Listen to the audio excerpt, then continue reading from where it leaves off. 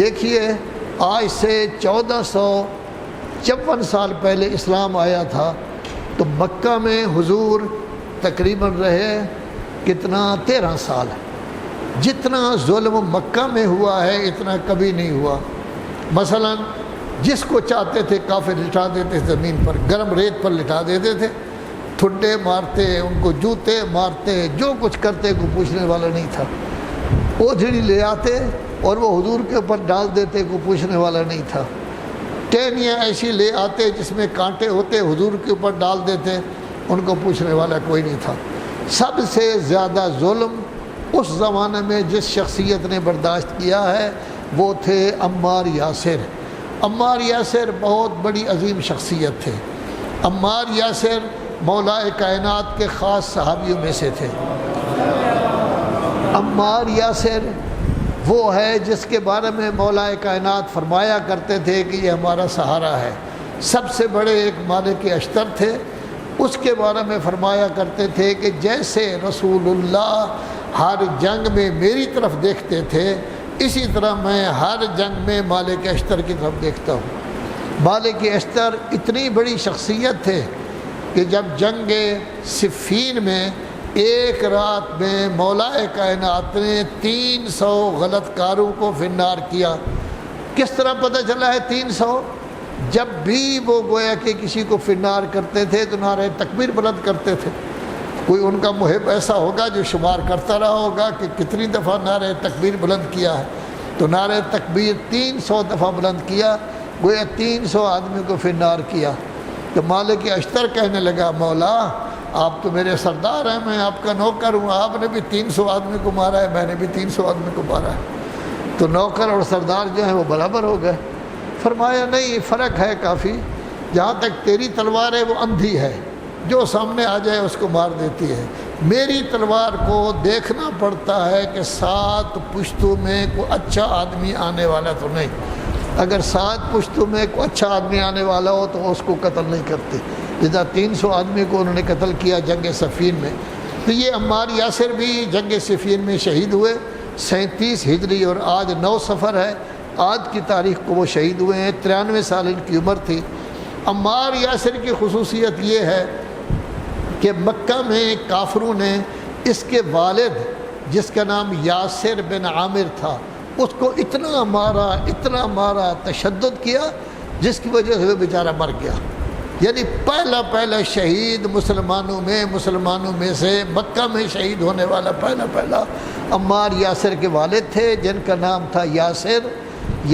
ان کے والد کا نام تھا یاسر بن عامر. دوسری شہیدہ ان کی والدہ ہے، ان کا نام سمیہ تھا. قوم میں تو میں نے دیکھا ایک سڑک کا نام بھی سمیہ ہے، انہوں نے رکھا ہوا ہے، نام یاد کیا ہوا ہے. یہ سمیہ بیچاری، اس پر اتنا ظلم ہوا کہ یہ بیچاری شہید ہو گئی. اور یہ گویا پہلی شہیدہ ہے جو مکہ کی سرزمین پر شہید ہوئی ہے مسلمانوں میں سے. تو گویا کہ عمار یاسر نے مکہ میں اپنا والد بھی دیا، عمار یاسر نے مکہ میں اپنی والدہ بھی دی، والد بھی شہید ہو گئے اور یہ بھی شہید ہو گئے. عمار یاسر نے بہت زیادہ تکلیفیں برداشت کی. ان 6 آدمیوں میں سے تھے کہ جب لوگ حکمران بن گئے تو ظاہر ہے کہ ساری دنیا حکمرانوں کے ساتھ ہوتی ہے، اس طرف ہوتی ہے، سب لوگ اسی طرف چلے گئے. مولا کائنات کے ساتھ 6 آدمی تھے. ان 6 آدمیوں میں سے ایک عمار یاسر تھے. ساری زندگی ان کے ساتھ رہے. بہت پڑھے لکھے آدمی تھے، بہترین شخصیت تھے، بہت ساری چیزوں کو جانتے تھے. جنگ صفین میں یہ موجود تھے، اور جنگ صفین میں جب لیلۃ الحریر یعنی وہ رات کے ساری رات جنگ ہوتی رہی ہے، اس رات میں یہ شہید ہوئے ہیں.